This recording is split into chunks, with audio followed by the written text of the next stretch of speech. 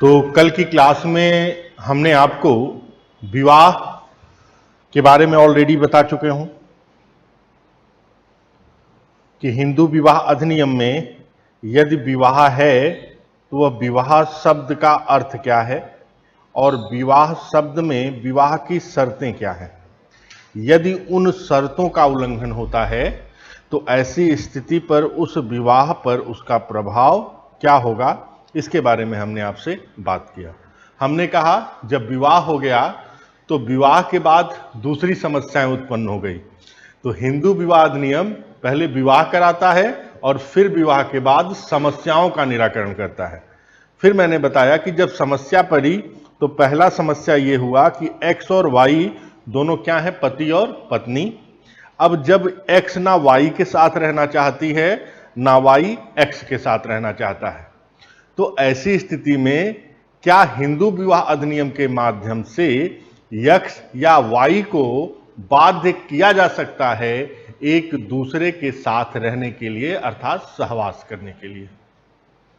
तो मैंने आपको बताया कि धारा जो 9 है वह यही बात कहता है कि एक्स और वाई यदि एक दूसरे के साथ नहीं रहना चाहते तो ऐसी स्थिति में जिला न्यायालय उन्हें ऐसा करने के लिए बाध्य कर सकता है। जैसे होता नहीं, तलाक होता है, कहती है, पति कहता है कि मैं तो रखना चाहता हूं, पत्नी कहती है मैं नहीं रहने चाहती। तो ऐसे समय न्यायालय देखेगा उचित कारण और उस उचित कारण के आधार पर पत्नी से कहेगा कि आप पति के साथ रहिए। नॉर्मली जब आप प्रोसीडिंग में जाते हैं ना, तो जब कोई तलाक नहीं चाहता ना, तो ये यही कहता है कि मैं तो पत्नी को अपने साथ रखना चाहता हूं, पत्नी मेरे साथ नहीं रहना चाहता। इसका मतलब वो केस को कॉम्प्लिकेटेड करना चाहता है और धारा 9 के माध्यम से वो बाउंड करना चाहता है। समझे, यही मतलब है। जब इसकी बात हो गई तो फिर मैंने बताया कि अब तो टकराहट की बात हो गई। एक तरफ हमने कहा कि विवाह करके हमने वर और वधू या पति और पत्नी को साथ रहने के लिए कह दिया, और एक तरफ हमने कहा कि पति और पत्नी यदि साथ नहीं रहते तो ऐसी स्थिति में क्या होगा। तो जब मैंने सेक्शन 9 के बारे में मैंने आपको बताया, और जिसको हिंदी में कहते हैं दाम्पत्य अधिकारों का प्रस्थापन, इंग्लिश में कहते हैं restitution of the conjugal right, और इसके बारे में मैंने आपको वो सारी चीजें बताई कि कैसे वह अनुच्छेद 21 का उल्लंघन करता है कि नहीं, जिसमें सरोज रानी बनाम सुदर्शन कुमार का केस भी मैंने बताया। बहुत लैंडमार्क जजमेंट है और ये चीजें आपसे एग्जाम में बार बार पूछी भी जाती हैं। अब इस फैक्ट के बाद कि जब पति और पत्नी साथ में नहीं रहना चाहते तो ऐसी स्थिति में एक धारा और आती है। वो धारा है जिसको हम कहते हैं सेक्शन 10, जिसका नाम है न्यायिक पृथक्करण। लेकिन हम यहां न्यायिक पृथक्करण की बात नहीं करेंगे, क्योंकि न्यायिक पृथक्करण या जुडिशियल सेपरेशन आपको उसी आधार पर मिलेगा जिस आधार पर आपको विवाह विच्छेद का अधिकार मिलेगा। अर्थात जो विवाह विच्छेद के आधार आपको हिंदू विवाह अधिनियम की धारा 1955 में प्रदान किए गए हैं, उसी आधार पर न्यायालय आपको न्यायिक पृथक्करण भी की डिग्री भी प्रदान करेगा। तो इसको पढ़ने से पहले हम विवाह विच्छेद के बारे में पढ़ेंगे, ठीक है। तो आज टॉपिक डालिए विवाह विच्छेद।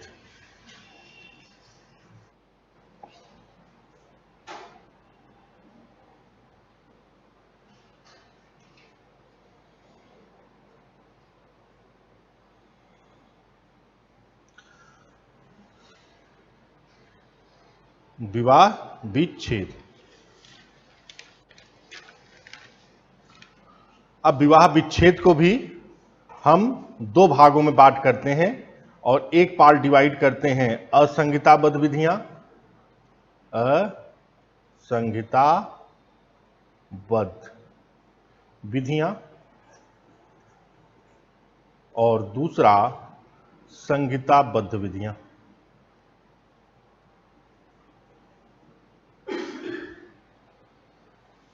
असंहिताबद्ध विधियों में विवाह विच्छेद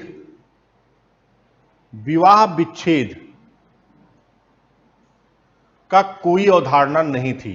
ये आप जानते हैं कि पति और पत्नी का संबंध क्या होता है, जन्मों जन्मों का होता है, अर्थात 7 जन्मों तक पति और पत्नी साथ रहेंगे, अर्थात ना एक दूसरे से वो अलग हो सकते हैं, ना एक दूसरे से वो तलाक ले सकते हैं। ठीक है, इसका मतलब विवाह विच्छेद की जो अवधारणा थी वह इस समय नहीं थी। लेकिन जब संहिताबद्ध विधियों का निर्माण हुआ, अर्थात हिंदू विवाह अधिनियम 1955 का निर्माण हुआ, तो हिंदू विवाह अधिनियम के 1955 में विवाह विच्छेद को स्वीकार कर लिया गया।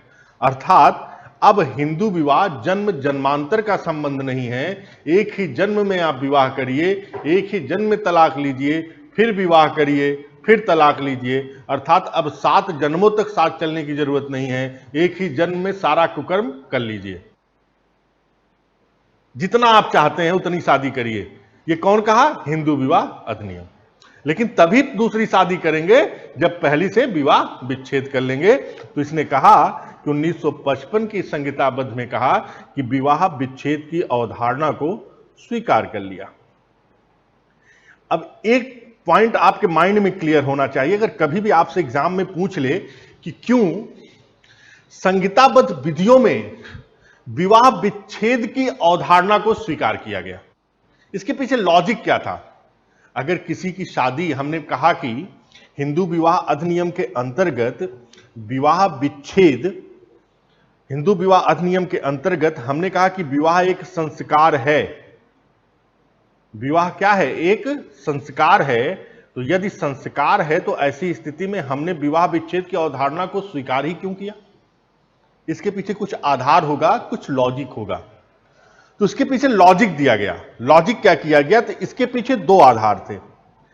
पहला आधार था कि विवाह जो होता है एक संबंध होता है, एक ऐसा संबंध होता है जो विश्वास पर आधारित होता है, और यदि कोई व्यक्ति उस विश्वास की डोर को ही कमजोर कर दे, तोड़ दे, तो ऐसी स्थिति में उस विवाह की स्थिति नहीं रह जाती, अर्थात विवाह क्या हो जाता है? घुटन हो जाती है। इसलिए उस संबंध, जो विवाह एक विश्वास है, यदि उस विश्वास का किसी भी प्रकार से क्या हो रहा है? टूटा जा रहा है, तो ऐसी स्थिति में विवाह विच्छेद कर लेना ही उचित है। दूसरा क्या कहा? दूसरा यह कहा कि यदि कोई व्यक्ति विवाह होने के उपरांत वैवाहिक जो संबंध है, उस वैवाहिक संबंध के विपरीत किसी भी प्रकार का अपराध करता है, तो उस व्यक्ति को विवाह विच्छेद के माध्यम से दंड देना आवश्यक है। तो विवाह विच्छेद को एक दंड के रूप में प्रसारित किया गया। जैसे कोई व्यक्ति किसी भी व्यक्ति के साथ जारता का कर्म करता है, एडल्ट्री करता है, तो ऐसी स्थिति में पति और पत्नी के संबंध टूट जाते हैं। तो विवाह विच्छेद के माध्यम से यदि कोई व्यक्ति, पति और पत्नी के बीच में विश्वास की कमी होती है, तो इस आधार पर क्या होगा? वह विवाह विच्छेद कर सकता है। इसीलिए हिंदू विवाह अधिनियम के धारा 13 में विवाह विच्छेद के बारे में बताया गया। लिखिए, समझ में आया? लिख लीजिए, विवाह विच्छेद के आधार। हिंदू विवाह अधिनियम 1955 के तहत, हिंदू विवाह अधिनियम 1955 के तहत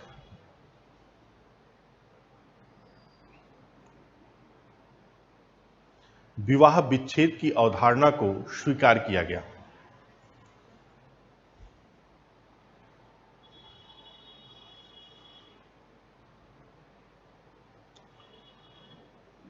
और इसके लिए 2 आधार बताए गए।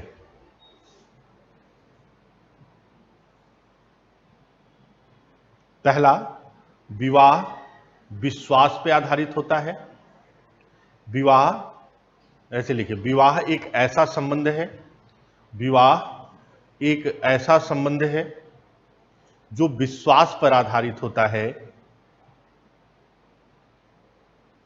यदि वह विश्वास ही संबंध समाप्त हो जाए, यदि विश्वास ही समाप्त हो जाए,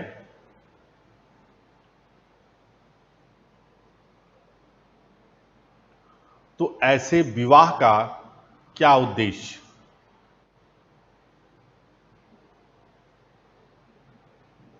जैसे आप हिंदू विवाह में देखिए, जब शादी होती है कहीं पर भी शादी होती, पति और पत्नी का संबंध विश्वास ही है। और हिंदू विवाह में क्या है, संस्कार माना गया है। और यदि पत्नी पति के अगेंस्ट जैसे वैवाहिक उत्तर संबंध रखने लगे, एक्स्ट्रा मैट्रिमोनियल संबंध रखने लगे, तब भी समस्या। तो यही कहता है कि विश्वास है कि आप हमारे सिवा किसी दूसरी स्त्री को नहीं देखेंगे, और आप तो जिसको देखे उसको लाइन मार रहे हैं, तो ऐसे विवाह का क्या मतलब? सीधी सी बात है। अब हिंदू संस्कार में क्या था, 7 जन्मों तक आप लाइन मारते रहो, कोई मतलब नहीं है, क्योंकि रहना तो तुम्हें उसी के साथ है। शराबी हो, जुआरी हो, गंवारी हो, कैसा भी हो, उसी व्यक्ति के साथ जन्म जन्मांतर तक रहना है। तो ऐसे में तो आप किसी की हत्या कर रहे हैं ना, इसीलिए विवाह विच्छेद को स्वीकार किया गया। दूसरा आधार क्या था? यदि वर या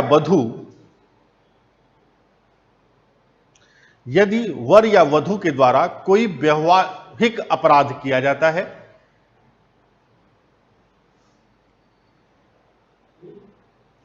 कोई वैवाहिक अपराध किया जाता है,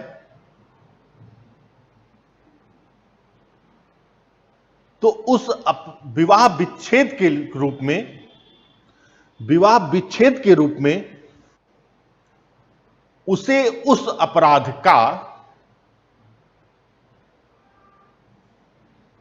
दंड मिलना आवश्यक है। मैं समझ लीजिए, ये जो सारी चीजें बता रहा हूं ना, ये चीजें आपको किसी के नोट्स, किसी के बुक में नहीं मिलेगा, ठीक है? लोग धारा 13 को ही शुरुआत कर देंगे। अभी मैं धारा 13 पे तो आया ही नहीं हूं। अभी तो सिर्फ मैं आपको विवाह विच्छेद क्यों हुआ, जो पार्लियामेंट में डिस्कशन हुआ, उस डिस्कशन पे आपके बात कर रहा हूं। और इसका इसलिए क्योंकि तभी तो आप विवाह विच्छेद का मतलब समझेंगे, नहीं तो क्या मतलब है विवाह? ग्राउंड तो है ही, ग्राउंड के बारे में तो डिस्कस करना ही है, लेकिन बिना इसको समझे आप ग्राउंड को ही नहीं समझ पाएंगे। दूसरा आधार ये होगा। अब जब हिंदू विवाह अधिनियम बना, तो हिंदू विवाह अधिनियम के अंतर्गत हिंदू विवाह विच्छेद के 3 सिद्धांत स्वीकार किए गए, जिसको हिंदू विवाह अधिनियम में स्थान दिया गया। ठीक है? अब हिंदू विवाह अधिनियम के अनुसार विवाह विच्छेद के 3 सिद्धांत। अब ये सिद्धांत क्या है? पहला सिद्धांत है आपराधिक सिद्धांत, विवाह विच्छेद का आपराधिक सिद्धांत, आपराधिक सिद्धांत। इसको इंग्लिश में कहते हैं गिल्ट थ्योरी। क्या कहते हैं? Guilt theory, guilt theory.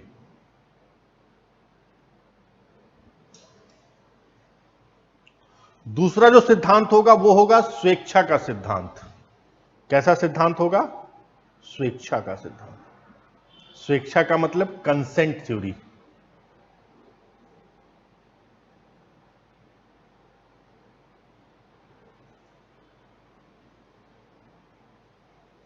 और तीसरा जो सिद्धांत होगा असमाधेय भंग का सिद्धांत, असमाधेय भंग का सिद्धांत।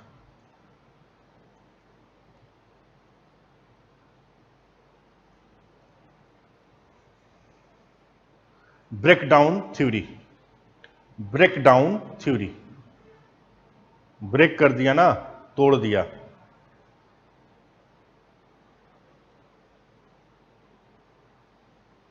पहले इस थ्योरी को समझ लीजिए।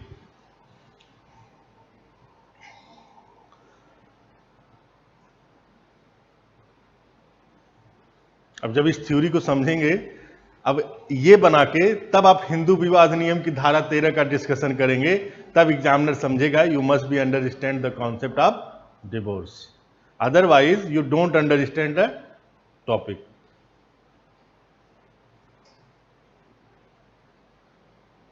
इसीलिए मैंने कहा कि न्यायिक सेवा परीक्षा में देखो, पढ़ाई 2 तरह की होती है। एक लोग कहते हैं कि हम पढ़ रहे हैं, पढ़ने वाले लोग बहुत होते हैं। एक लोग कहते हैं हम सच में पढ़ रहे हैं। तो जो पढ़ रहा है उसको देखो, बार बार वो फ्रस्ट्रेट होगा, हर बार उसको नया नहीं मिलेगा, क्योंकि उसका दिमाग उतने ही चला गया। और जो कह रहा है कि हम सच में पढ़ रहे हैं, तो एक बार वो सच में पढ़ेगा। तो सिलेक्शन उसी व्यक्ति को मिलता है जो सच में पढ़ता है। पढ़ते तो सब हैं, आप इस पूरे मुखर्जी नगर में देखिए तो बैग सबके कंधों पे लदा होता है। बैग लदने से सिलेक्शन का मतलब होता है 10 लाख लोग एग्जाम देते हैं और 10 लाख लोगों में सिर्फ 1500 लोग सेलेक्ट होते हैं और वो व्यक्ति सेलेक्ट होते हैं जिन्होंने सच में पढ़ा। मान लीजिए प्री आपने निकाल लिया तो इसका एक मतलब समझा जाता है कि आपने कुछ तो पढ़ा। कल मेरे एक स्टूडेंट का मैसेज आया कि sir I am very frustrate. हमने कहा क्यों? क्या कि सर मेरा प्री नहीं निकल रहा है। तो हमने कहा क्यों ऐसा हो रहा है? कह सर मेरे पति कह रहे हैं कि तुम पढ़ाई लिखाई तुम्हारी सारी जीरो है और अब तुम पढ़ाई छोड़ दो क्योंकि अब ज्योति मौर्य आ गई हैं। तो हमने कहा ऐसा ऐसा क्यों हो रहा है? तो उन्होंने कहा कि सर बताइए। उन्होंने कहा कि तुम एक भी प्री निकाली होती तो हमको उम्मीद होता कि तुम कुछ तो पढ़ रही हो। तो हमने कहा उन्होंने तो बात सही कहा। जब मैं तुमको पहले से ये बात बता रहा था कि तुम सच में पढ़ो, जब मैं उसको कुछ चीज बताता था ना तो उसके माइंड में एक चीज था, हमको सब आता है, हमने सब पढ़ा है। पढ़ना, तलाक के विवाह विच्छेद को जानना और विवाह विच्छेद को समझ कर लिखना दोनों अलग अलग चीजें हैं। क्या आपने लाइफ में कभी विवाह विच्छेद शब्द नहीं सुना है? सुना है ना? क्या आपने दाम्पत्य अधिकारों का प्रस्थापन नहीं सुना है कि एक पत्नी दूसरे पति के साथ नहीं रहना चाहती तो ऐसी स्थिति में उसे कहा जाता है कि भैया इनके साथ रहो? सुना है ना?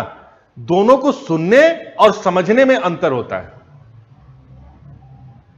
इसीलिए हमने कहा कि पढ़ना और सच में पढ़ना दोनों में अंतर है।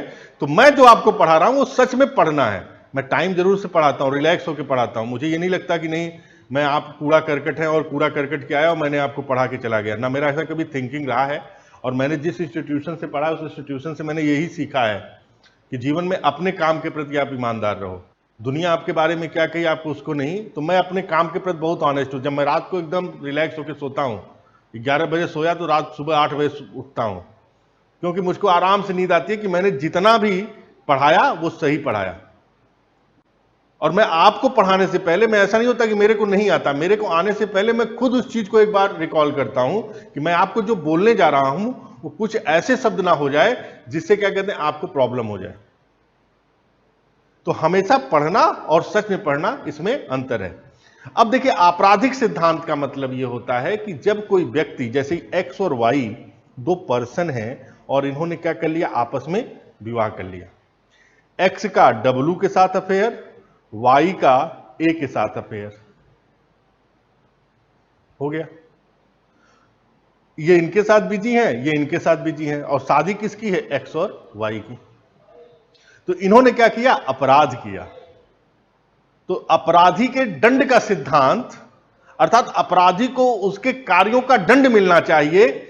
इसीलिए हिंदू विवाह अधिनियम की धारा 13 में जो भी आधार दिए गए हैं वो आधार आपराधिक सिद्धांत, आप विवाह विच्छेद का आपराधिक सिद्धांत के आधार पर ही दिए गए हैं। अर्थात हिंदू विवाह अधिनियम के की धारा 13 विवाह विच्छेद का आपराधिक सिद्धांत को स्वीकार करता है।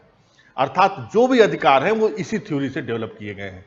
यदि किसी व्यक्ति ने कोई अपराध किया तो उसे उस अपराध का दंड मिलना चाहिए, और उस अपराध है क्या, इन अपराधों के बारे में बताया गया है। कोई जारता कर रहा है, क्रूरता कर रहा है, ये सारी चीजें, ठीक है।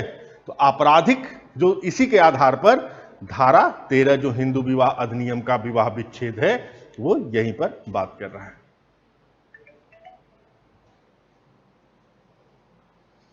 समझ में आया? कोई प्रॉब्लम किसी को? ऑनलाइन लिख लीजिए थोड़ा सा। आपराधिक सिद्धांत के अंतर्गत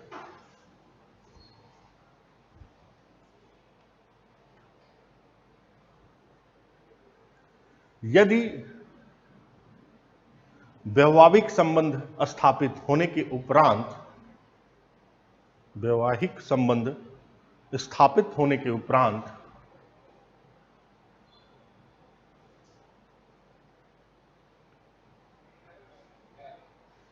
पक्षकारों के द्वारा किसी भी प्रकार का अपराध किया जाता है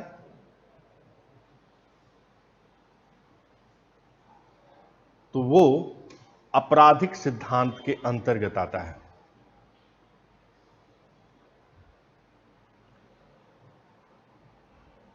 हिंदू विवाह अधिनियम की धारा 13, हिंदू विवाह अधिनियम 1955, ऐसे लिखिए, हिंदू विवाह अधिनियम 1955 प्रारंभ में केवल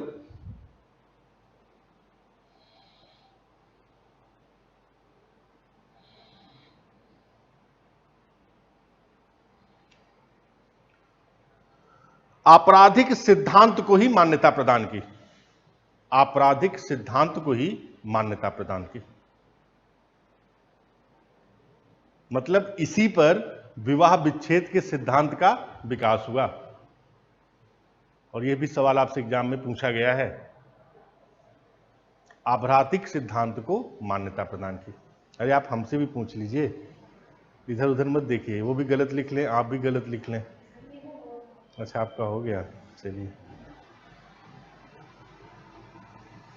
समझ गया, कोई प्रॉब्लम? तो कौन सा हो गया? धारा 13 किस सिद्धांत पर है? आपराधिक सिद्धांत, जिसको हम कहते हैं गिल्ट थ्योरी। समझ में आया? तो मुस्कुराइए, इतने टेंशन में है, विवाह विच्छेद में दुखी हो रहे हैं? अरे अच्छा हुआ ना, एक हुआ दूसरा होगा। अपॉर्चुनिटी कमी है, एक से कंटक मुक्ति मिली, दूसरा कांटा ले आएंगे, फिर उस कांटे से चुभेंगे, फिर तीसरा ले आएंगे, तो जीवन क्या होगा? चुभता ही जाएगा। देखिए हीरो हीरोइन क्या करते हैं, रोज शादी तो करते हैं, इनसे टूटा तो उनसे, ये टूटा टूटा, गाना भी है ऐसा। अब आइए स्वेच्छा का सिद्धांत, जिसको हम कहते हैं जब पति और पत्नी, जैसे एक्स और वाई हुए, उन्होंने कहा कि देखिए, और या तो उनके पति और पत्नी या तो उनके पक्षकार, ये उनके जो साथ वाले हैं, वो सोचते हैं कि ये रिश्ता नहीं चल पाएगा। वो भी कहता है कि तुम हमको इतना पैसा दो, हम तुमको छोड़ें, और तुम इतना पैसा लो, हम जाएं। तो दोनों लोग आपस में स्वेच्छा से कहे कि हम एक दूसरे को क्या करते हैं? विवाह विच्छेद करते हैं। तो हिंदू विवाह अधिनियम की धारा 13 का जो बी है, वो स्वेच्छा के सिद्धांत को मान्यता प्रदान करता है, लेकिन ये 1976 में इसको जोड़ा गया था। लिख लीजिए, हिंदू विवाह अधिनियम की धारा 13B स्वेच्छा के सिद्धांत को स्वीकार करता है, जिसमें पति और पत्नी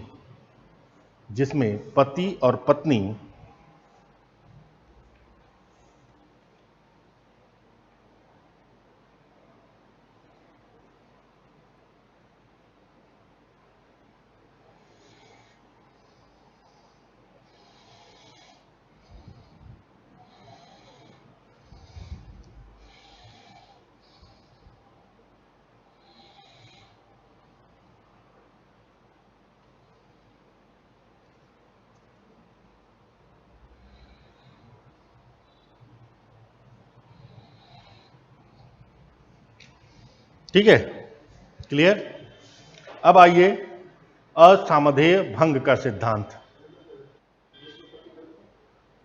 क्या लिखा? पति पत्नी स्वेच्छा से एक दूसरे से अलग हो जाते हैं।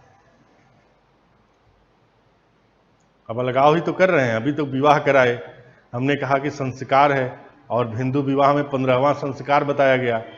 अब 16वां संस्कार एक ही बचा था, मृत्यु। उसी मृत्यु के पहले जितनी क्रियाकर्म है वही करवा रहे हैं। अब चाहे विवाह को सब करके जीवन में आगे बढ़ जाओ, या तो मृत्यु को प्राप्त कर लो, या विवाह के बाद विवाह विच्छेद करो।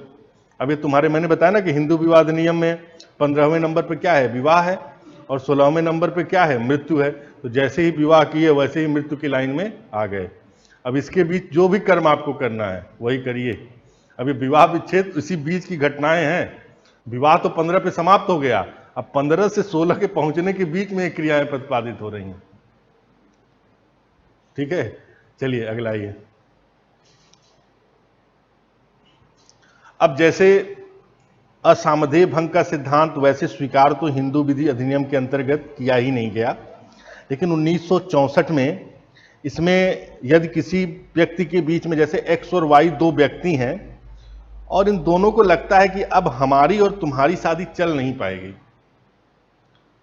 और हम तुम कितना भी प्रयास कर लें, अब इस शादी का कोई अर्थ नहीं है, तो इसके आधार पर हम क्या करेंगे, उस शादी को भंग कर देंगे।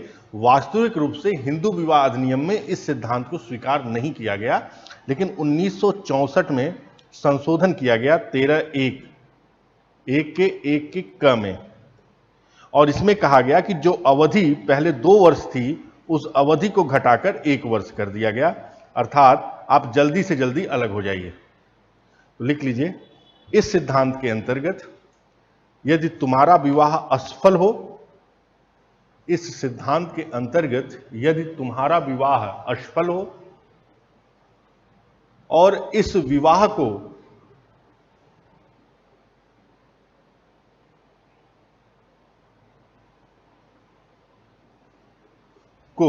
रोकना मुश्किल है, तो ऐसी स्थिति में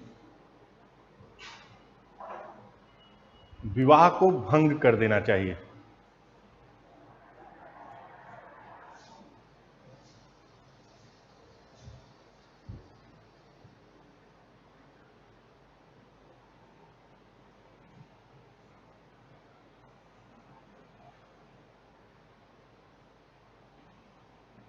ठीक है, क्लियर, कोई प्रॉब्लम?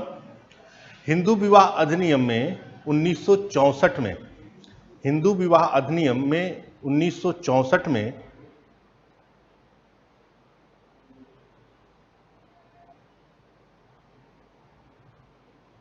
इसे स्थापित किया गया,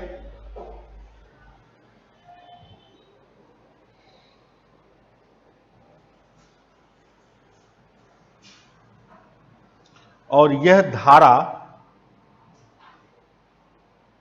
13(1) के 1 क में, जिसमें विवाह विच्छेद की अवधि को 2 वर्ष से कम करके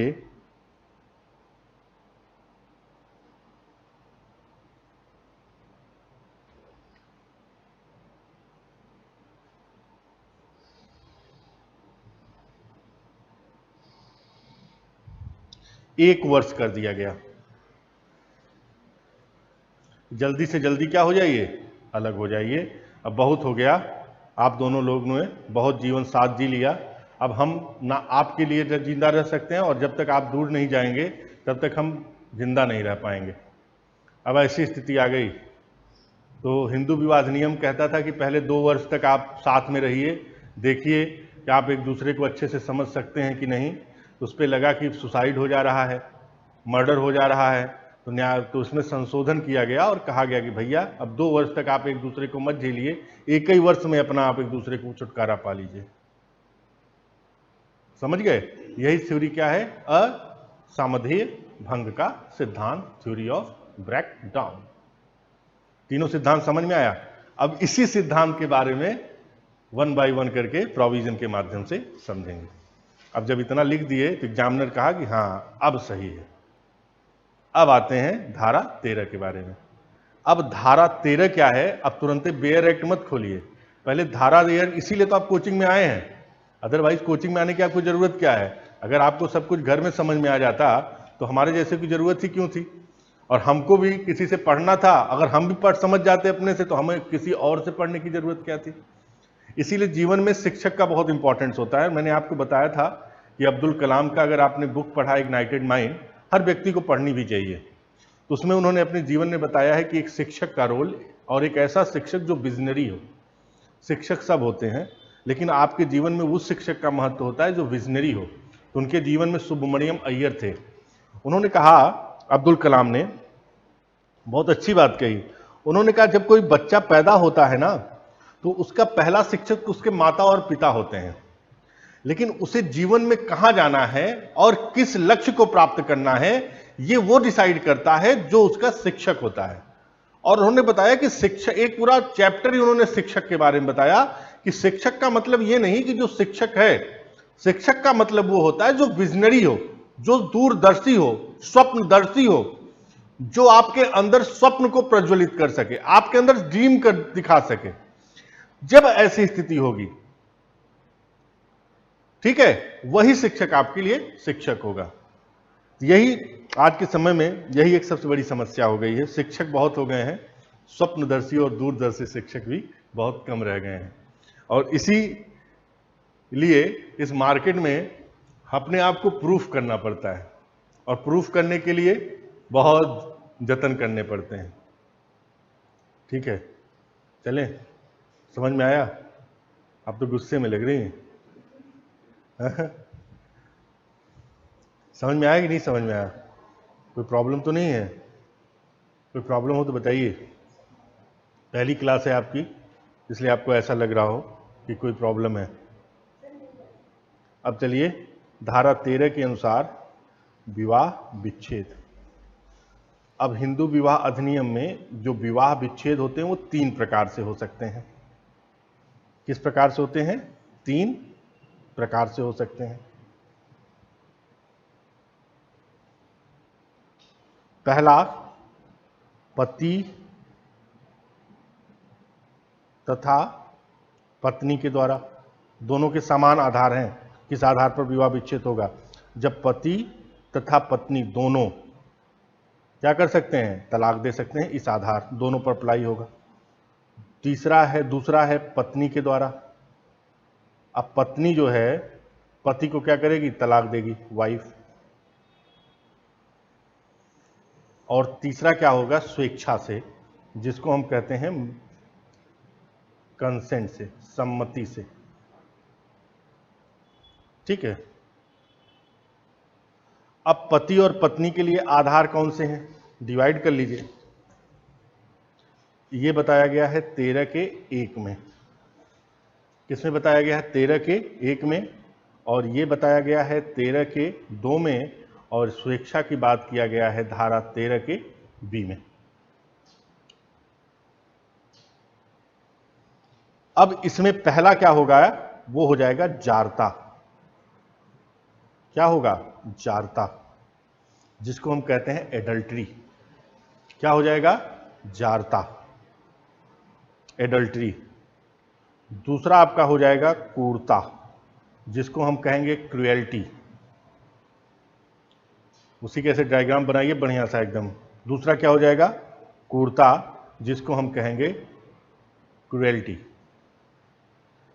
तीसरा आपका हो जाएगा अभित्याग,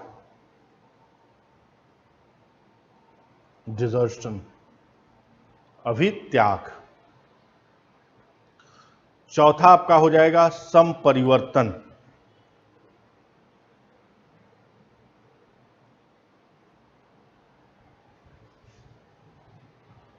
फिर आपका हो जाएगा विकृत चित्त।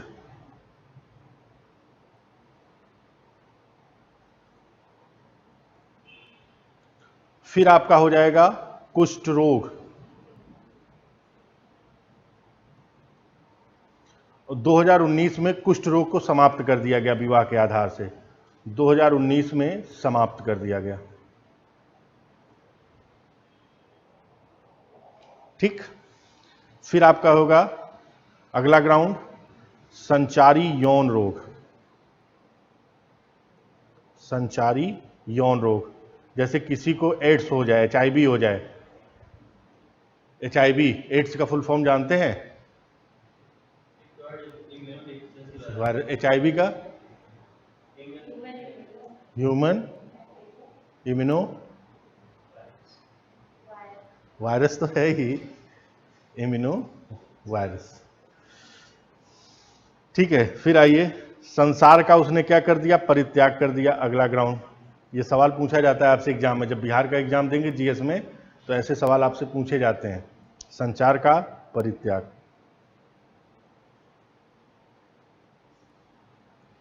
फिर आइए, मृत्यु की परिकल्पना। अगला ग्राउंड, मृत्यु की परिकल्पना। संसार का परित्याग कर दिया, अर्थात सन्यासी बन गया।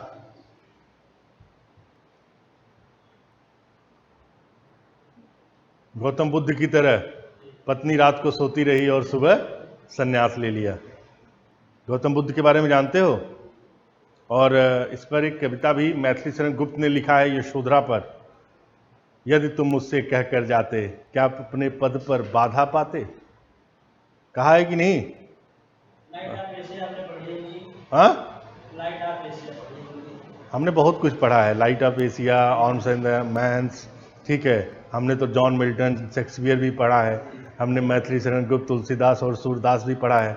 हमने जीवन में पढ़ा ही तो है, पढ़ा है तभी तो आपको पढ़ा रहे हैं। अगर नहीं पढ़ा होता तो पढ़ कैसे रहे होते? ठीक है, हम तो इलाहाबाद पढ़े, बनारस हिंदू यूनिवर्सिटी पढ़े, टॉप यूनिवर्सिटीज में पढ़े, जहाँ पर हर व्यक्ति अपने आप में एक टैलेंटेड था।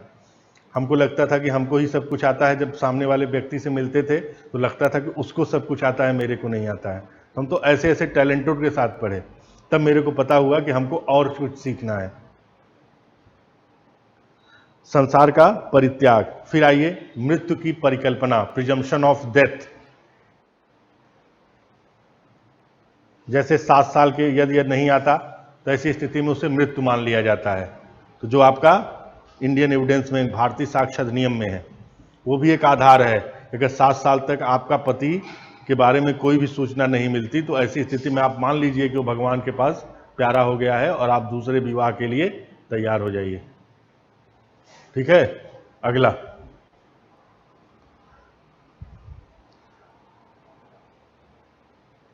अगला आइए, यदि आपके पास किसी भी प्रकार का लैंगिक संभोग ना हुआ हो, सेक्सुअल इंटरकोर्स ना हुआ हो,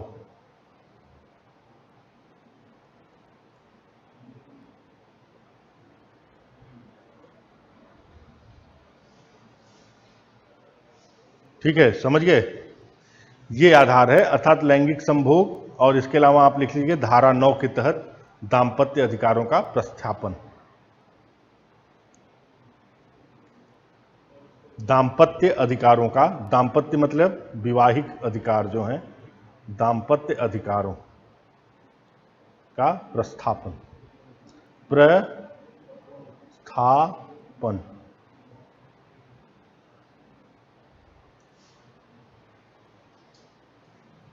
ठीक है, समझ गए?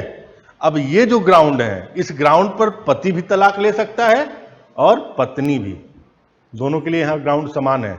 लेकिन धारा 13 पत्नी को कुछ और भी ग्राउंड देता है,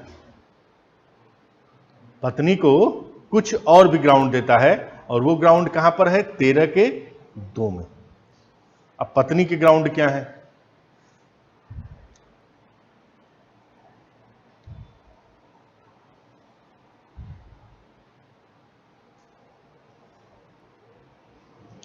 समझ में आ रहा है ना? मुश्किल तो नहीं है। अगर आप किताब में पढ़ेंगे तो किताब में लगभग 150 पन्नों में सिर्फ आपका विवाह विच्छेद दिया है। और अगर किसी ऐसे शिक्षक से पढ़ेंगे जो दुर्घटनावश शिक्षक बन गए हैं तो आपको धारा 13 4 बार पढ़वा के आपका समाप्त कर देंगे। धारा यही बस लिख देना, हो गया। ठीक है, तो ऐसी चीज़ें बहुत होती हैं। तो ये एग्ज़ाम है, इसके लिए हमेशा आपको सही से और सही गाइडेंस में पढ़ना होगा। और बताया था कि बिहार में इस विधि का बहुत ज़्यादा इंपॉर्टेंट है, और सिर्फ छत्तीसगढ़ और मध्य प्रदेश को छोड़कर कोई भी ऐसा स्टेट नहीं है जहां पर हिंदू विधि नहीं पूछी जाती। इसका इंपॉर्टेंस भी बहुत ज़्यादा है। बिल्कुल है, यूपी है, उत्तराखंड है, बिहार है। हाँ, बिहार आपका क्या कहते हैं, वहाँ पे भी है। बिहार में 150 नंबर का पेपर ही आता है जो हिंदू और मुस्लिम विधि से होता है। अब एक कहानी आप सुन रहे हैं, सीमा और जो आई है पाकिस्तान से एक महिला, ठीक है, उसने कहा कि मैं तो अब ठकुराइन बन गई, सुना ना? तो सीमा, एक इस पर आपका एक लॉ का सवाल है, यदि कोई मुस्लिम महिला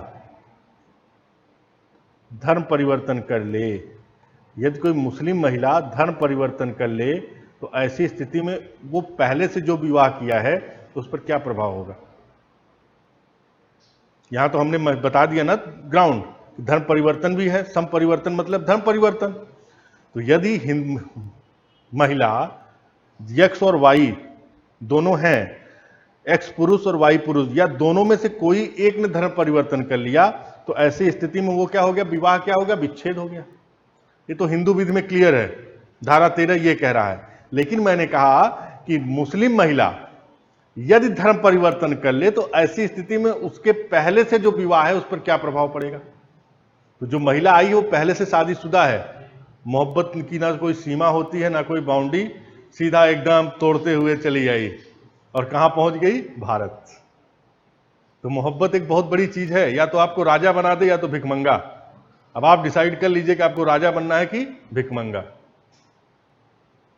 मैं कभी ये नहीं कहता कि मोहब्बत खराब चीज है, और मैं ये भी नहीं कहता कि बहुत अच्छी चीज है, लेने वाले के ऊपर है।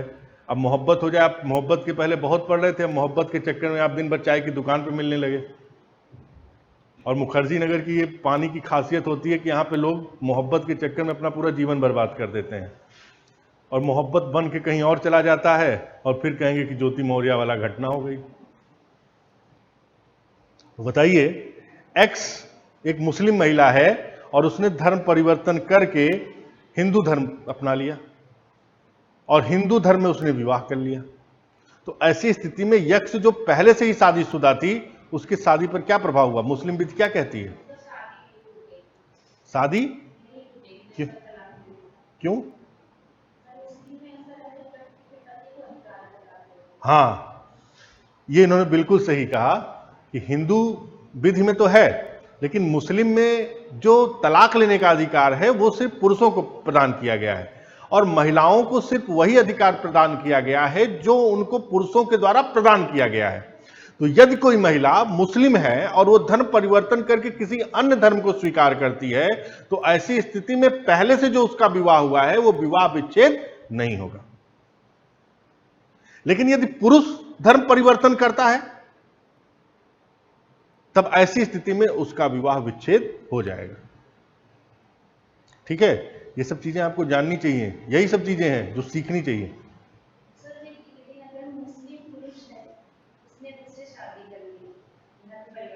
तो वही तो मैंने बताया, तो उसने अगर उसकी शादी टूट जाएगी। मुस्लिम पुरुष धर्म परिवर्तन के माध्यम से करता है तो उसकी शादी टूट जाएगी, लेकिन मुस्लिम महिला की नहीं। ये कुरान में लिखा हुआ है। ठीक, तो ये सारी चीजें आपको जाननी होंगी। अब ये जानेंगे कैसे, जब पढ़ेंगे। कैसे पढ़ेंगे, सच में पढ़ेंगे। विनय,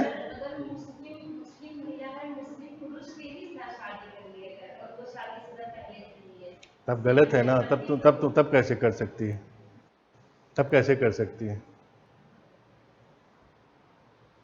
अगर उसको, जैसे मान लो मुस्लिम में तो ये भी है, एक्स और वाई दोनों पति और पत्नी हैं, और किसी तरह वाई ने कहा तलाक तलाक तलाक, तलाक हो गया, तो अब अगर पुनः उसको वाई को एक्स से शादी करनी है तो पहले एक्स को किसी दूसरे से शादी करनी पड़ेगी, तब उसके बाद वो एक्स के साथ शादी कर सकती है। तो जब आप मुस्लिम विधि पढ़ेंगे तो ये सारी चीज़ें हम आपको बताएंगे। ठीक है, तो अभी सिर्फ हिंदू विधि के बारे में बात करते हैं, उदाहरण के तौर पर आपको वहाँ पर लेकर गए कि आप थोड़ी चीज़ें इंटरेस्टिंग थी इसलिए। ऑनलाइन स्टूडेंट, कोई प्रॉब्लम? आज तो हम आपको ध्यान ही नहीं दे पा रहे हैं, इसके लिए माफ करिएगा। हाँ बताइए।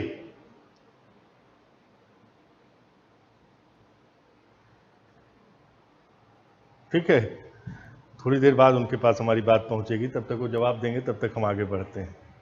अब आते हैं कि जो सिर्फ अधिकार पत्नियों को प्राप्त हैं। पत्नियों को बहुत सताया गया है, चाहे है हिंदू विधि में हो चाहे किसी में। पत्नी को पहला जो अधिकार मिलता है वो मिलता है द्विविवाह का, बाइगेमी। अगर पति क्या है, शादी कर लिया, तो ऐसी स्थिति में पत्नी क्या करेगी, अपने पति से तलाक लेगी। तो पहला क्या है, द्विविवाह।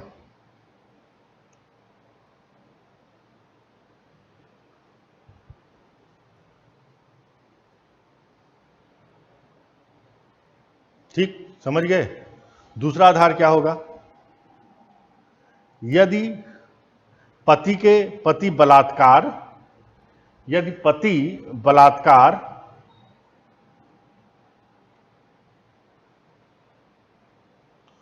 गुदा मैथुन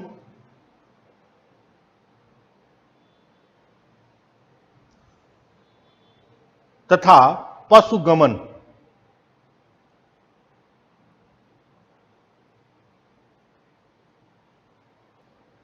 का दोषी हो,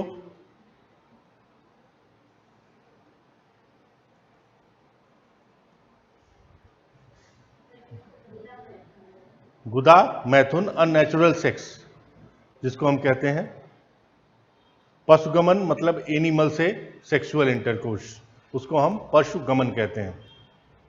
उसका क्या हो? दोषी हो। ठीक है, ये तीनों एक ही साथ रहेंगे, ये तीनों शब्द। यदि बलात्कार, गुदा मैथुन तथा पशुगमन का दोषी हो तो पत्नी अपने पति से इस आधार पर तलाक ले सकती है। ठीक है, अगला ग्राउंड।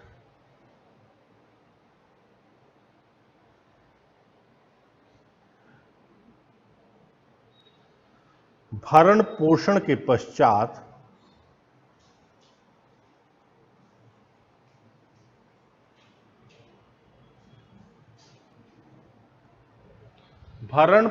पश्चात सहवास का प्रारंभ ना होना।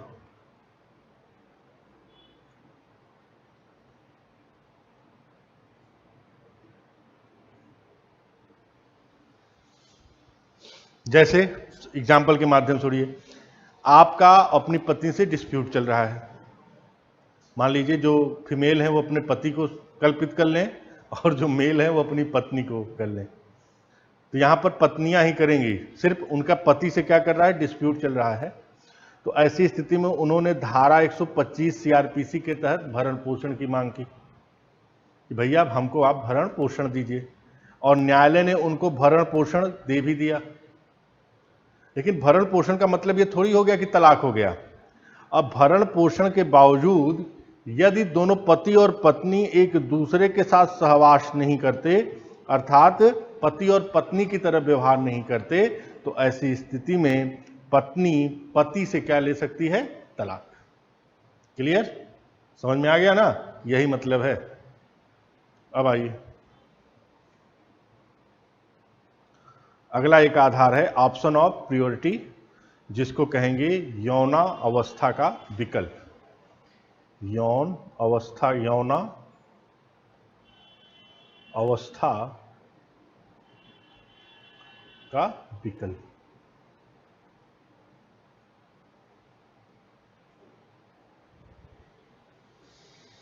यौनावस्था का विकल्प मतलब बता सकता है कोई?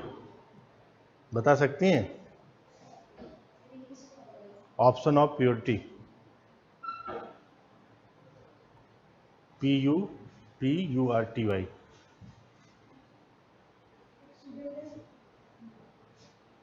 आप तो बहुत लेट हो गए, अब पता नहीं आपको समझ में आएगा कि नहीं समझ में आएगा।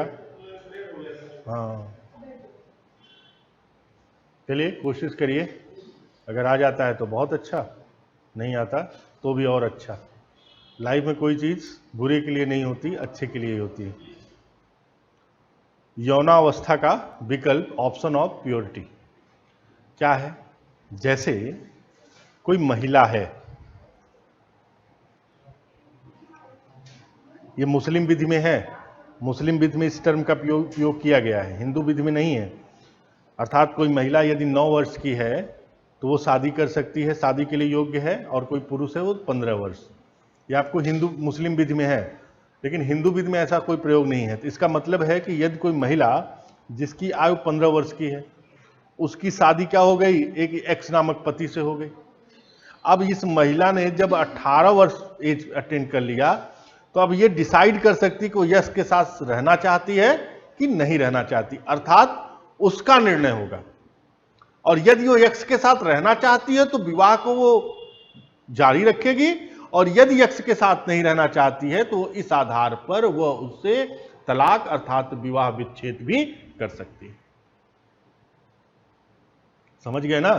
सीधी सी बात थी कि 15 साल की अवस्था में एक लड़की की शादी होती है जिस समय उसकी एज 18 वर्ष नहीं है, लेकिन जैसे ही उसकी एज 18 वर्ष होती है वैसे ही वह निर्णय ले सकती है कि 15 वर्ष की एज में उसने जो शादी एक्स से की थी उस शादी को वो जारी रखना चाहती है कि नहीं रखना चाहती। यदि वह जारी नहीं रखना चाहती तो हिंदू विवाह अधिनियम 1955 की धारा 13(2) के अंतर्गत वह विवाह विच्छेद ले सकती है। इसका कोई कंडीशन नहीं है, it is not a condition. हमारा डिसीजन है, हम आपके साथ रहेंगे, हमारा डिसीजन है, क्योंकि उस समय हमारे गार्जियन ने कंसेंट दिया, क्योंकि हमारी एज कैपेसिटी ही नहीं थी। और मैंने आपको बताया यदि कोई विवाह, क्या होता है, एक्स और वाई दोनों की एज नहीं है शादी करने की, तो ऐसी स्थिति में वो विवाह गार्जियन के द्वारा संपन्न होता है। और ऐसे विवाह का इफेक्ट क्या होता है, यदि कोई बाल विवाह है तो क्या है उसका इफेक्ट, ऐसा विवाह क्या कहलाएगा, वाइडेबल मैरिज, शून्यकर्णी विवाह। और मैंने बताया कि शारदा अधिनियम 1929 के तहत जब ये बातें कही गई और जब 1976 में संशोधन किया गया, उन संशोधन में अंतर था। और बाल जो चाइल्ड रिस्ट्रेन मैरिज एक्ट है उसके माध्यम से हिंदू विवाह अधिनियम में संशोधन किए गए। तो इसका सीधा सा सीधा रीजन था कि एक्स और वाई दोनों को अपनी कैपेसिटी से शादी करना है। तो 18 वर्ष के बाद ये ग्राउंड नहीं है, ये ग्राउंड आपका तभी है जब आपकी शादी 18 वर्ष के पहले हुई हो, तभी एक पत्नी अपने पति से तलाक ले सकती है। इसीलिए हिंदू विवाह अधिनियम 1955 की धारा 13 के 2 में पत्नी को यह अधिकार प्रदान किया गया है। पति को अधिकार नहीं है, यह अधिकार सिर्फ स्पेसिफिक पत्नी को दिया गया है। ठीक, अब एक अधिकार मैंने और बताया कि विवाह विच्छेद का एक आधार हिंदू विवाह अधिनियम में और है, और वह अधिकार है स्वेच्छा सा, अर्थात म्यूचुअल कंसेंट का। कि यदि आप एक दूसरे के साथ रहना चाहते हैं, एक दूसरे के साथ समझना चाहते हैं, एक दूसरे के साथ जीवन यापन करना चाहते हैं, तो ऐसी स्थिति में आप अपने से ही म्यूचुअल कंसेंट से शादी समाप्त कर सकते हैं। और यह कहां पर किया गया है, 13B में। ये बहुत आसान है, और ऐसा एक भी नहीं है कि आप तुरंत शादी किए, आज एक्स और वाई ने शादी किया और कल हम चले तलाक लेना है, ऐसा कोई नियम नहीं है। पहले आप शादी करने के बाद एक दूसरे को समझिए। तो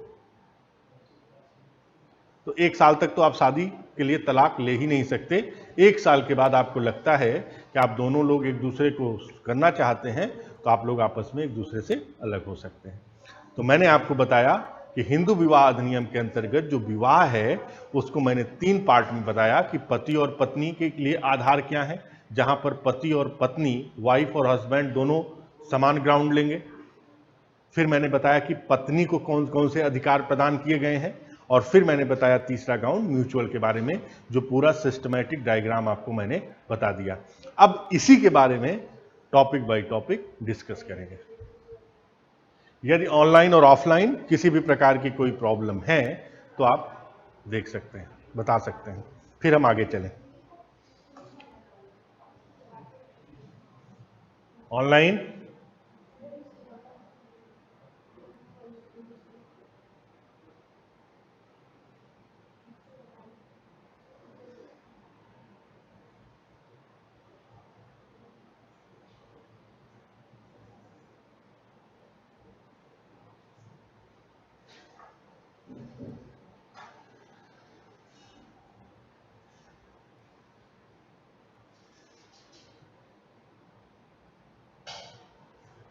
बताइए।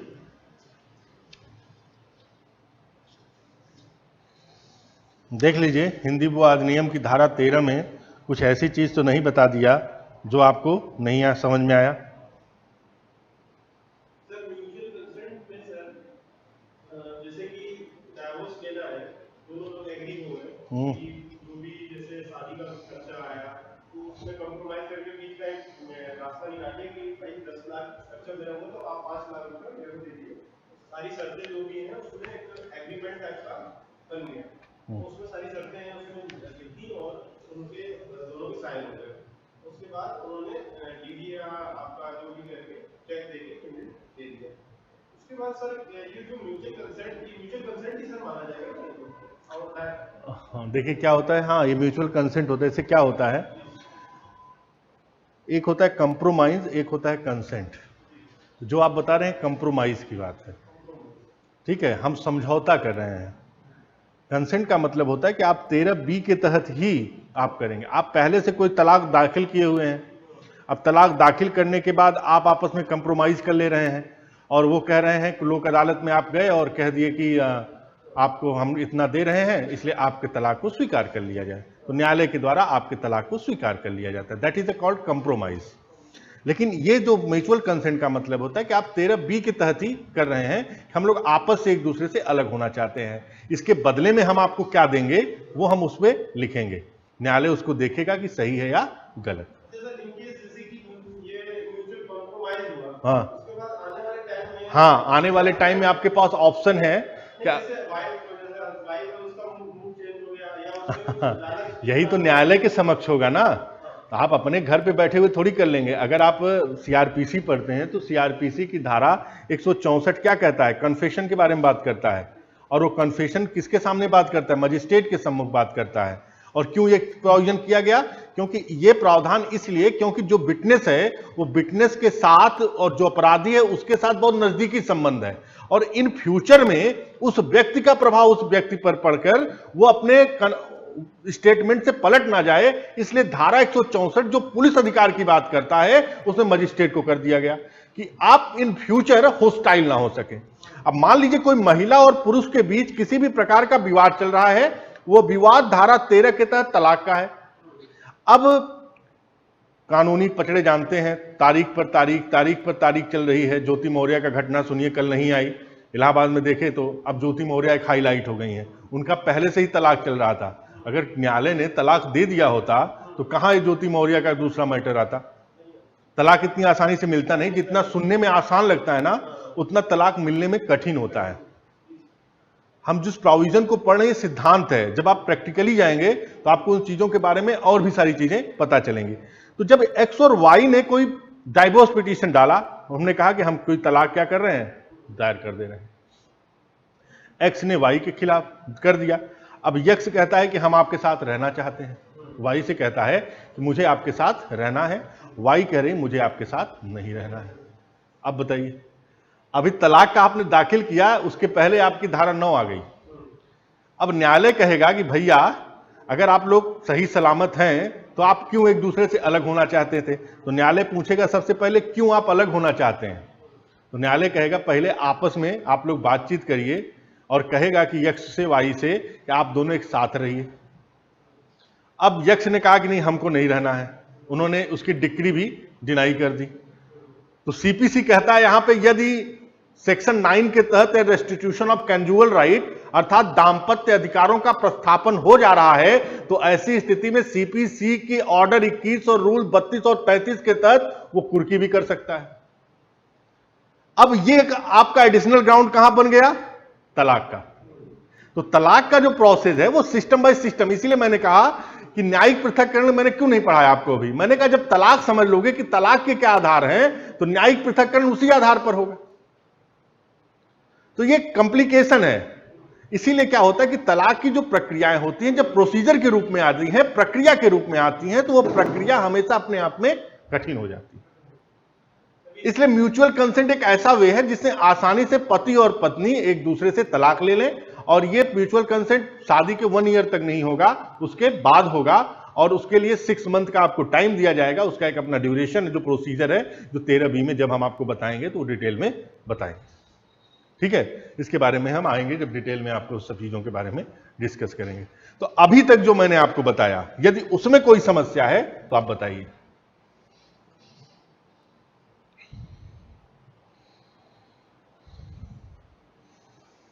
जब हम कहते हैं एडल्टरी, भारत में हमने कहा ना साइन जोसेफ के केस में कि अब जारता अपराध नहीं है।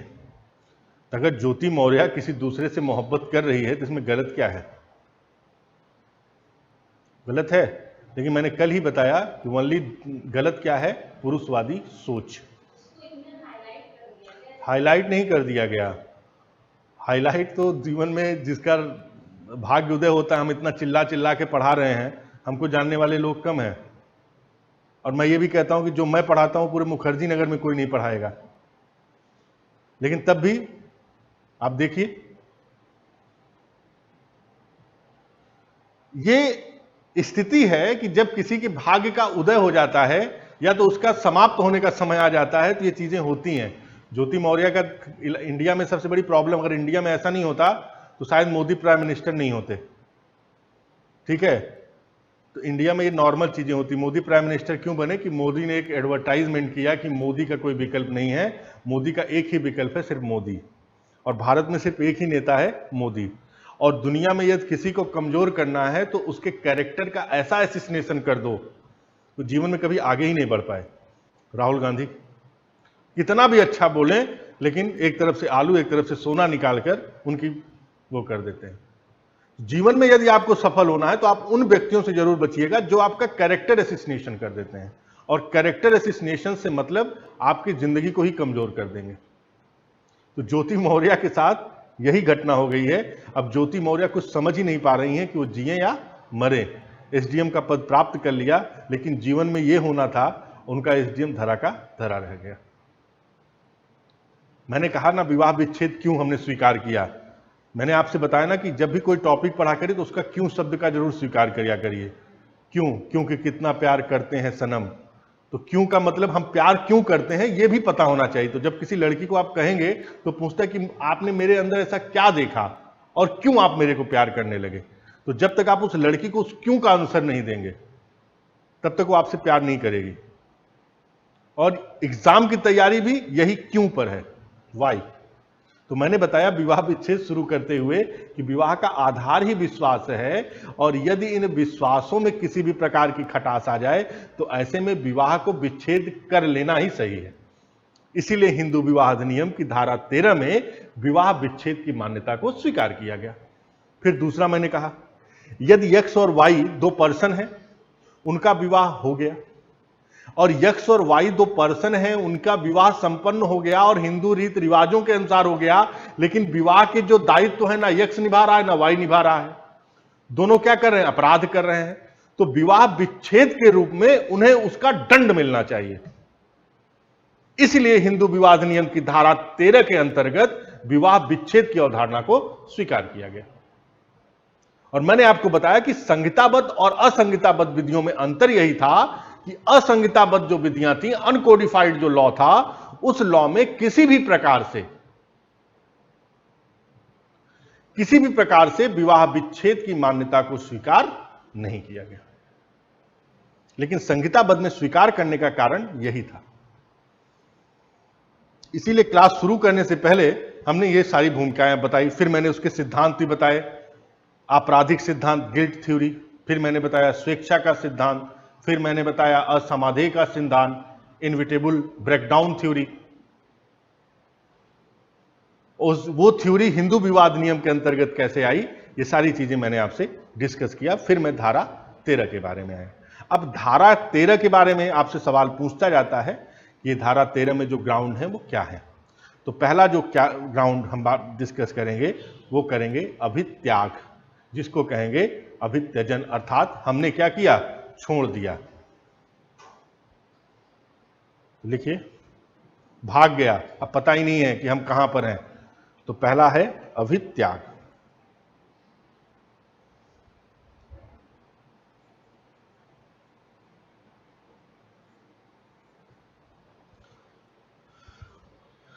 अभित्याग का अर्थ है एक पक्षकार के द्वारा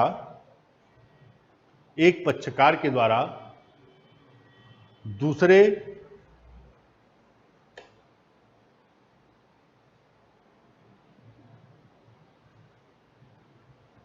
का अकारण ही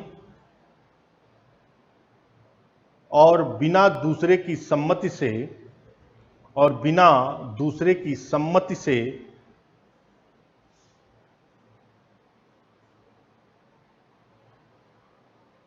अस्थायी रूप से निराकरण करना।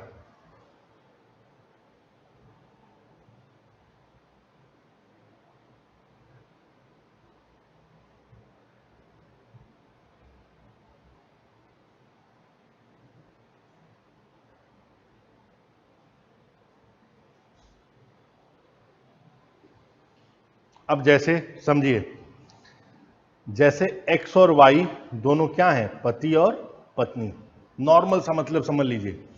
अब एक्स जो है, दोनों पति और पत्नी हैं, और एक्स अपने जो वैवाहिक दायित्व है वो दायित्व वाई के साथ नहीं निभाता, अर्थात वो अपनी दायित्वों से भाग खड़ा होता है। तो इसी को हम क्या कहते हैं? अभित्याग। अब वाई तो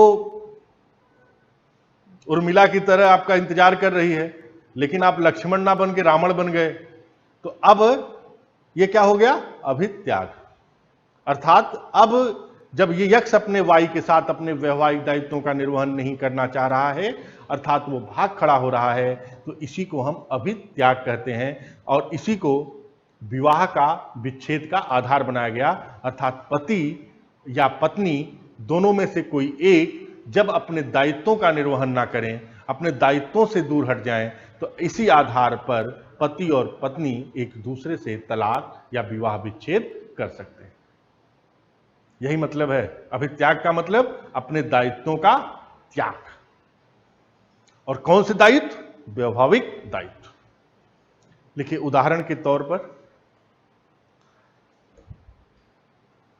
कहां सोच में पड़ गई? हाँ, किसी की याद आ गई क्या? इतना मत सोच में जाइए, अभी ये पहले विवाह होगा, विवाह के बाद विवाह विच्छेद आएगा, ठीक है? उसकी भी एक प्रक्रिया है। मैंने कहा कि पहले ही बता दिया कि विवाह संस्कार है, और किस नंबर का संस्कार है? 15 नंबर का। और 16वें के बाद 16 नंबर क्या है? मृत्यु। तो विवाह के बाद ये विवाह विच्छेद मृत्यु के नजदीक ले जाने की एक प्रक्रिया है। अब कितनी प्रक्रिया निभानेंगे? अगर एक जन्म में 4 शादी करते हैं तो समझिए आप बहुत संपन्न व्यक्ति हैं, समझा जाएगा कि आप संपन्नता हैं। तो वकीलों के चक्कर में पड़ गए, आप लोग भी वकील हैं, अगर हमारे चक्कर में कोई आया तो हम फ्री में क्यों जाएंगे? तारीख पे तारीख मिलती है तो सिर्फ तारीख। आगे आइए। उदाहरण के तौर पर, यदि पति या पत्नी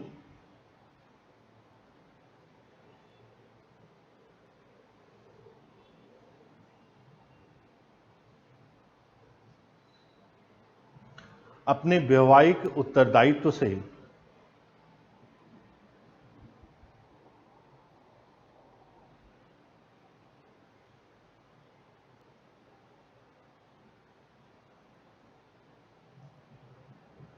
दाई को अस्थायी रूप से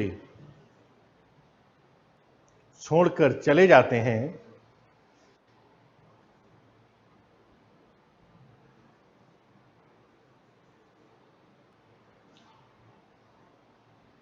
या वैवाहिक उत्तरदायित्व की उपेक्षा करते हैं,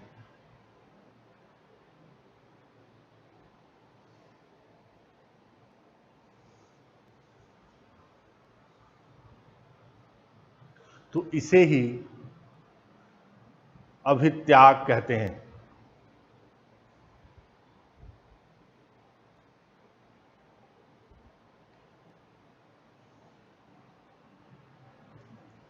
अभित्याग 3 प्रकार से होता है। पहला, वास्तविक अभित्याग।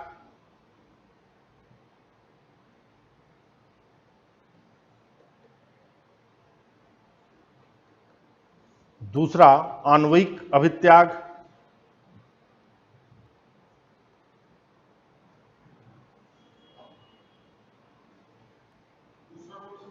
आणविक आधा न व इक, आणविक। और तीसरा, जानबूझकर उपेक्षा करना।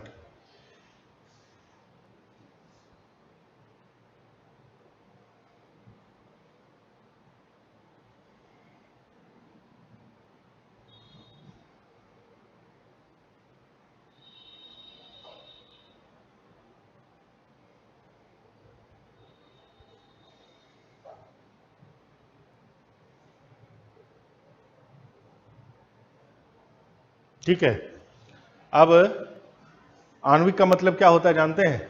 आणविक का मतलब होता है कि जैसे कोई एक्स और वाई 2 पर्सन हैं और दोनों एक ही साथ घर में रह रहे हैं, लेकिन हम आपको घर में तो रख रहे हैं, लेकिन हम आपको घर में रहने नहीं देंगे, ऐसी स्थितियां उत्पन्न करेंगे कि आप भाग जाइए। ठीक है, तो ये भी क्या होता है? अभित्याग। अर्थात आप अपने दायित्वों से क्या हो जाएंगे? भाग जाएंगे। तो ये भी क्या होता है? अभित्याग की श्रेणी में आता है कि हम आपको ऐसे कंडीशन पैदा कर देंगे कि आप रह नहीं पाएंगे। तो बार बार हर बात पे टोकना, सासू के द्वारा आपको खाना ना देना, मदर इन लॉ के देना, इस सारी चीजें जो है घर में तो सेम रह रहे हैं, लेकिन आपको एक तरह से प्रताड़ित करके रखेंगे और आपको इतना मजबूर कर देंगे कि आपको जाना ही पड़ेगा। समझ रहे हैं?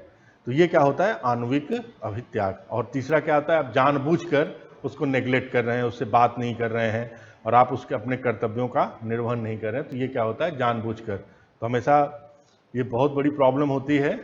जब आप विवाह करेंगे तो आपको आपके उसके बारे में पता चलेगा कि जब पति और पत्नी के जो संबंध होते हैं तो जानबूझकर उपेक्षा करना बड़ा खतरनाक होता है। ठीक है? ऐसी स्थिति में आपके ऊपर प्राणघाती हमले भी हो सकते हैं और ये बमबारी ऐसी होगी कि जिसका कोई निराकरण नहीं है। तो आज की क्लास इतनी ही। अब कल की जो क्लास होगी इसके आगे हम चर्चा करेंगे। यदि ऑनलाइन और ऑफलाइन किसी भी प्रकार की आपको प्रॉब्लम है तो आप पूछ सकते हैं। देखिए, हमारी क्लास में एकदम वो रही है और बहुत ही आसान। लॉ एक ऐसा सब्जेक्ट है जो समझ जाइए तो समझ लीजिए सब कुछ मिल गया, ना समझिए तो जीवन भर नहीं समझ पाएंगे, चाहे जो भी कर लीजिए। इसीलिए विधि को कभी भाषाओं से नहीं बांधना चाहिए। विधि क्या होती है? भाषा से ऊपर होती है। जो विधि है वो भाषा से ऊपर होती है। जैसे इंग्लिश और हिंदी मीडियम, तो हिंदी और इंग्लिश मीडियम क्या होता है? जो ओरिजिन लॉ की हुई वो इंग्लिश से हुई, तो इंग्लिश विधान होने के कारण जब हिंदी में इसको ट्रांसलेट किया गया तो इसके शब्द टफ हो गए। तो लोगों ने कहा कि इंग्लिश ज्यादा आसान है, जीवन भर तो बोले हिंदी में है, सोचते तो हिंदी में है, खाते तो हिंदी में है, और फिर हम क्या हो गए? इंग्लिश में हो गए। तो हमारी क्या होती है प्रॉब्लम? इसीलिए लैंग्वेज को हमेशा सोच समझकर आपको ऑप्ट करना चाहिए, specially for you. You have doubt about Hindi and English medium, ठीक है, but you must be clear in mind कि जब आप किसी भी चीज को बेस्ट वे में प्रेजेंट करेंगे, आइदर इज हिंदी और English, that is the best for you. It is decided by you, not by me. और ये मेरे द्वारा नहीं, आपके द्वारा डिसाइड किया जाना चाहिए। सीधी सी बात है। चाहे आप इंग्लिश में पढ़ें, चाहे आप हिंदी में पढ़ें, लेकिन पढ़ना नहीं इंपॉर्टेंट है, सच में पढ़ना इंपॉर्टेंट है और आप चीज़ों को एक्सप्लेन कर सकें। जैसे क्लासेस भी चलती हैं तो उसमें हिंदी और इंग्लिश दोनों मिक्स होता है, वो दूसरी बात है, लेकिन लिखना आपको एक ही भाषा में है। वो माध्यम आपका क्लियर होना चाहिए। और यदि आप इंग्लिश में हो गए, आधी हिंदी आधी इंग्लिश में, तो लाइफ में आपकी इंग्लिश हो गई और जीवन भी क्या हो गया? कीचड़ हो गया, फिर निकलना मुश्किल हो जाएगा। और यही उनके जीवन का सबसे बड़ी असफलता होती है। आप घर से आ रहे हैं तो हिंदी न्यूज़पेपर पढ़ रहे हैं, क्लास में आ रहे हैं अंग्रेजी आ गए, तो मूवी देख रहे हैं गदर, एक प्रेम कथा, ठीक है, और पढ़ाई पढ़ रहे हैं हिंदी अंग्रेजी, इससे कुछ नहीं होगा।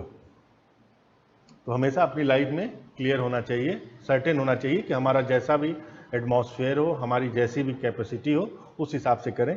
बेरोजगारों की श्रेणी में अगर शामिल होना है तो शामिल होइए, लेकिन मैं आप कोशिश करूंगा कि आप मेरे पढ़ाए से बेरोजगारी की श्रेणी में मत आइए। कुछ नहीं तो यहाँ जहाँ मैं हूँ, एक दिन तो हमको ऊपर जाना ही है, यहाँ पर आप आ जाएंगे, तो आप वो चीज़ें आगे बढ़ सकते हैं यदि आपका ज्ञान सही है। तो चलिए, किसी को कोई प्रॉब्लम तो बताइए। If you have any problem then you may ask. अगर किसी को किसी भी प्रकार की कोई भी समस्या है।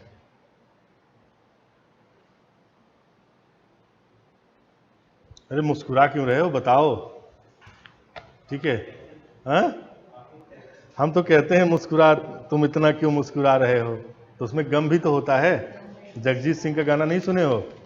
जब हम एग्जाम देते थे तो रोज शाम को जगजीत सिंह की गजल सुनते थे, तो ऐसा लगता था कि मैं ही जगजीत सिंह हूँ और जगजीत सिंह ने ही मेरे ऊपर गाने बनाए हैं, ठीक है? तो हम भी अपने मुस्कुराहटों को अपने अंदर छिपा लेते थे, अपने गमों को वो कर लेते थे। तो चलिए, आज के लिए इतना ही। Thank you.